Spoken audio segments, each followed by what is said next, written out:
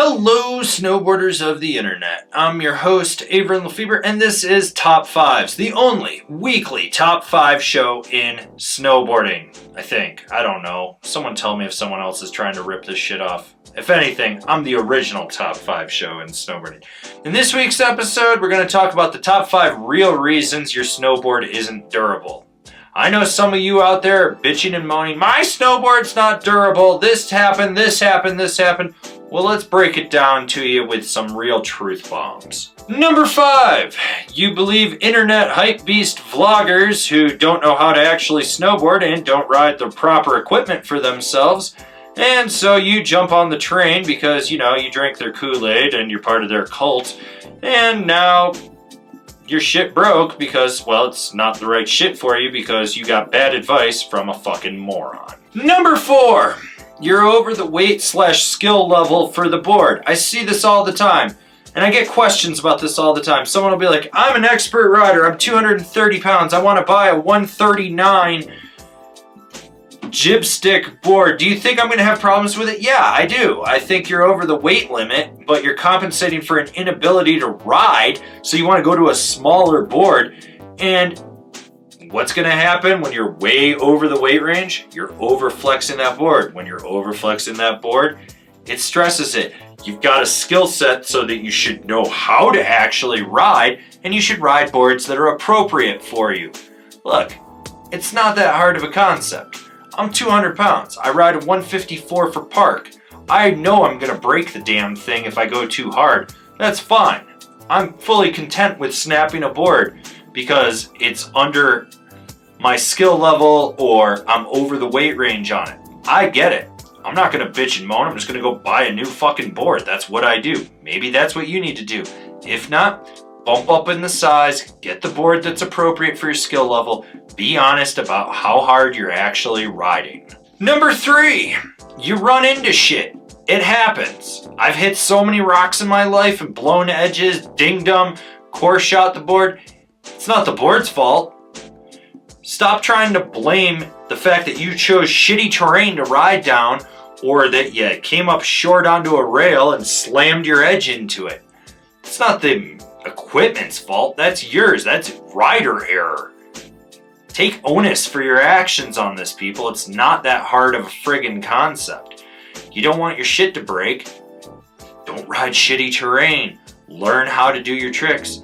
Understand that, hey, sometimes you screw up, you're going to get a dinger in your board or do something to it. Number 2, you don't know how to land. I can't stress enough that not knowing how to land on a snowboard will break the damn snowboard. I see it all the time. You come down, your weight's a little off kilter, you're twisting the board right when you land, so your binding pushes in the top sheet. So you got one foot going down, one foot going up. You're twisting that board, putting a weird pressure point from the back of the binding so it cracks the top sheet. If you learned how to land bolts, you wouldn't have this problem all the time. This thing needs to be warranted. It shouldn't have cracked that way.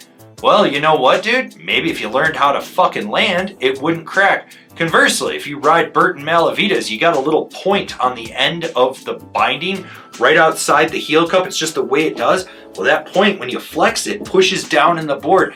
That thing will crack anything. I've seen it happen for countless years now. If you know how to land and you're landing perfect, you're not going to break that board, but you're landing all off kilter and shit, taking it deep. Yeah, it's gonna break. Honorable mentions, all great options, but just barely didn't make it on this list. Your shit's old as fuck. I'm sorry, yeah, you bought a snowboard frickin' back when Ronald Reagan was president. It's gonna break at some point. Your bindings blow up. Shit gets old. Thermoplastics harden and crack. Edges rust. You don't take care of your shit. What do you expect for it to happen? And that's part of the other honorable mention, not taking care of your shit. If you don't know how to take care of your shit, it's not gonna last. You buy into the fanboy cults. Seriously, I see so many friggin' fanboys that want to argue with me about stuff. They're like, you don't know what you're talking about. I've literally ridden everything. I've broken so many fucking boards. It's like the cult of Never Summer. 5 layers of fiberglass. They're going to last forever. When I did product testing for them, I broke between 5 and 9 boards a year. You want to know how many boards I've broken in the last 5 years? 0. You want to know why? Because they're better built boards out there. Don't buy into the cult that tells you these things will never break. It's bullshit. Everything breaks. Everything can break.